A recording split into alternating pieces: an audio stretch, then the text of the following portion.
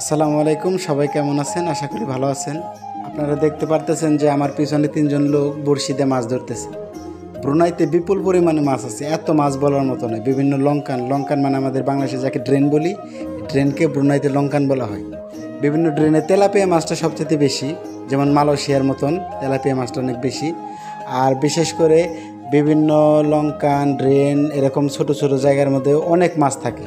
তো এই জায়গার মধ্যে দেখেন, আপনাদের আমি ক্যামেরাটা দেখানোর চেষ্টা করি যে ওই কালো কালো যা দেখতেছেন এগুলো সব কিন্তু মাছ, তেলাপিয়া মাছ। একবারে মাটির সাথে মানে পানির সাথে লাইগে আছে, ওই শ্যাওলা এগুলো আর কি খাইতেছে।